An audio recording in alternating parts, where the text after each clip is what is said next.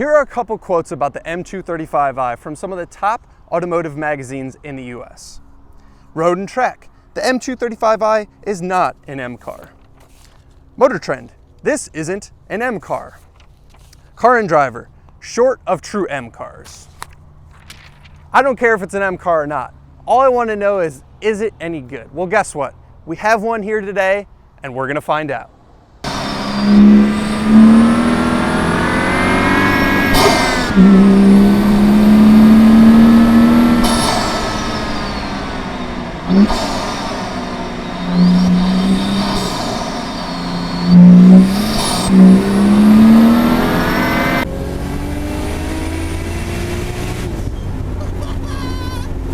I will be the first to admit that sometimes before I even drive a car, I have a judgment about it.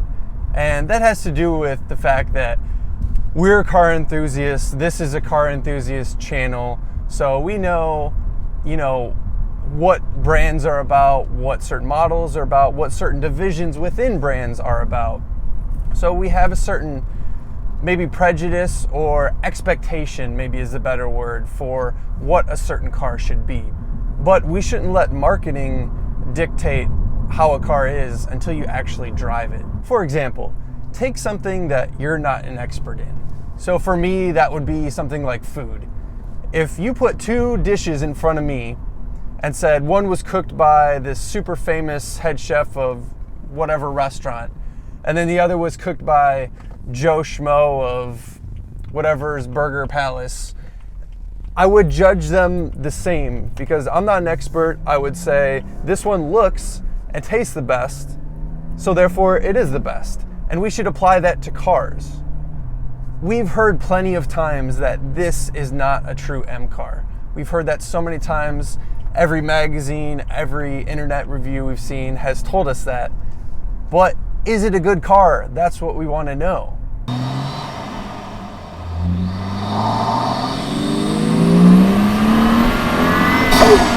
Let's start with the engine.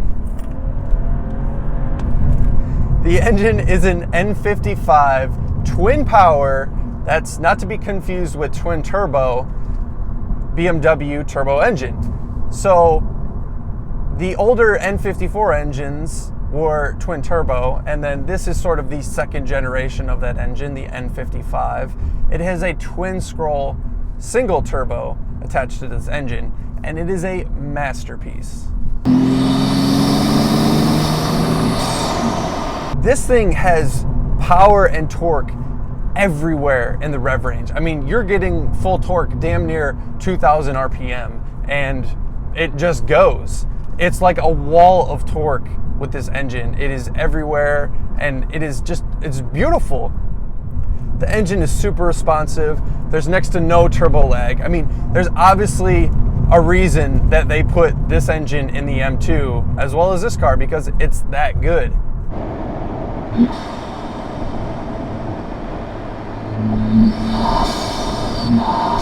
But how can you talk about this engine without talking about this chassis? And this chassis is probably my favorite part about the car itself. It's just so balanced, and I feel like a case of deja vu, because when I reviewed the E46 M3, that's what I said about it. I said, this is a balanced car. Sum it up in one word, and it is balanced. Sum the E46 M3 up in one word, and it's just balanced. And that's exactly what this car is. It's super balanced, it's the right size, and it's just super neutral and fun to drive. Very simple equation, and it reminds me a lot of that E46 M3 for that reason.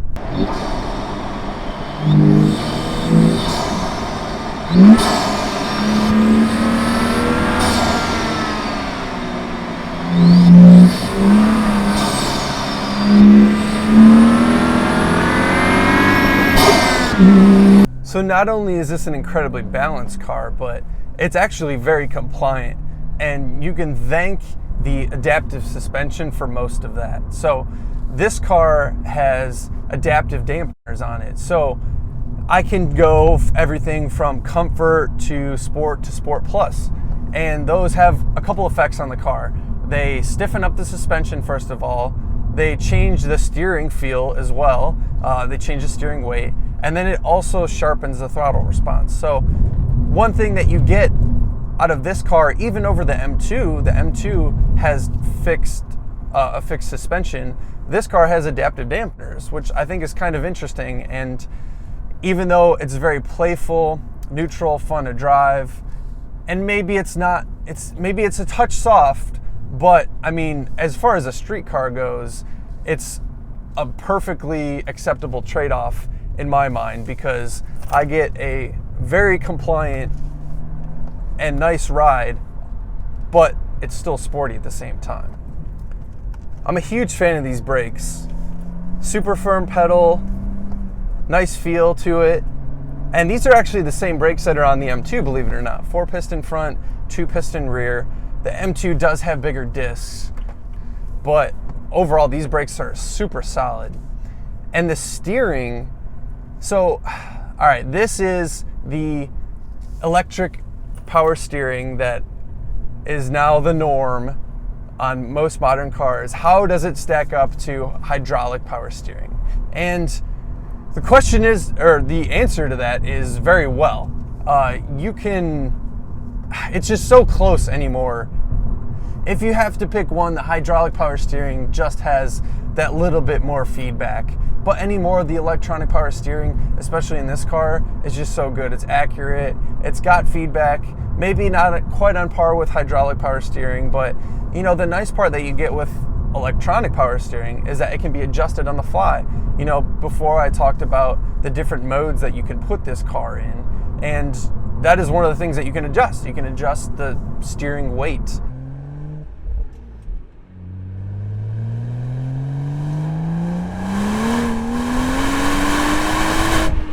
How does it look? To my eyes, it's a beautiful car. I really like the front end. I think the front end is pretty aggressive, and those lights up front I think are beautiful. You know, BMW kind of has that theme going on with the lights. I think the side profile is good. It kind of has sports car proportions, long hood, low roof line. And I would say the back is less styled than the front, but it's not necessarily unattractive. Overall, I think it's a very handsome car, should age well. And I mean, you know, BMW styling has been pretty good as of late, and this car is no exception. I'm just reminded of the E46 M3 more and more as I drive this car.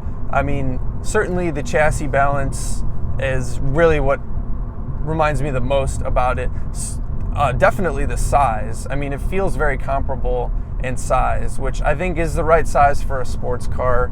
Anymore, the M3, M4 have just gotten so big. And yeah, the M2 is out, and maybe that's a little more of a spiritual successor to the E46 M3, but man, this is awfully, awfully close. So as far as shortcomings go, well, as I come out of these tight turns and try and put the power down, it's not quite there. This car is 9/10 of the way there, but it is lacking one thing. And the more I drive it, the more I'm willing to admit it, it's an LSD. It really, really does need an LSD. You know, if you're really trying to get the most out of the car, most of your driving, it's not gonna matter. But when you really push this thing and you try and go that last tenth, you can't quite get the power down like you would if the car had an LSD. Now, fortunately, BMW sells an LSD, and you can actually get it as an option on this car. And if you are going to buy one, or if you have one, just do it. If you're gonna buy one, get it as an option. If you already have one, buy it from a dealer, install it yourself. It comes in the pumpkin and everything. Super easy install.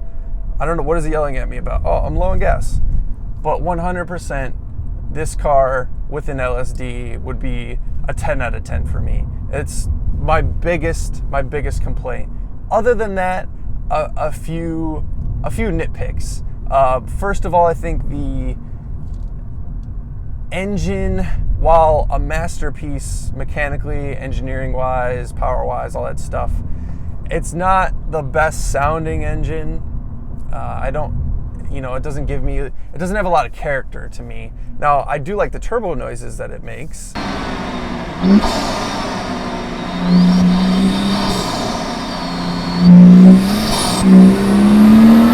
I'm hearing a lot of induction noise, but the exhaust note is sort of, it's not bad, but it's a little more run-of-the-mill. It's nothing special. And my last, and this is a real nitpick, but my last critique would be, I can't decouple the steering from the suspension as far as the settings. So when I talked earlier, you can put it in Sport Plus, sharpens up the steering, sharpens up the throttle response, stiffens up the suspension. I can't do those in increments on their own. And what I mean by that is I can't say, like, a lot of times I would want to have the suspension in comfort, have it soft, but maybe a little more steering weight. So I'd want maybe the steering in sport, but the suspension in comfort. I can't do that, or at least I haven't been able to figure out how to do that. So if it is a thing on this car, it's not obvious.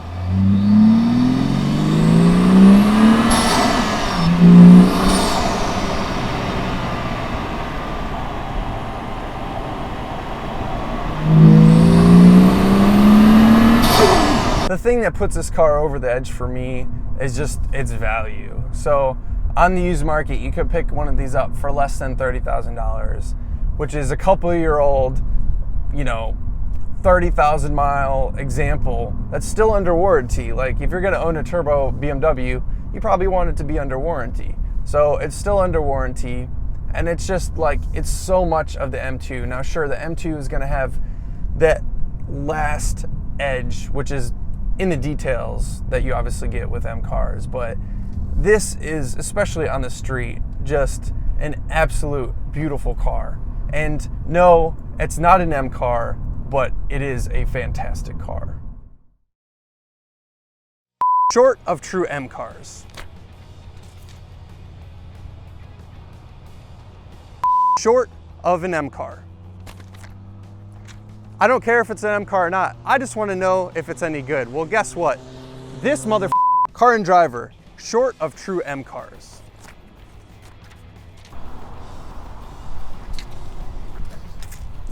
Yep. I'm teaching this across the parking lot. This is happening.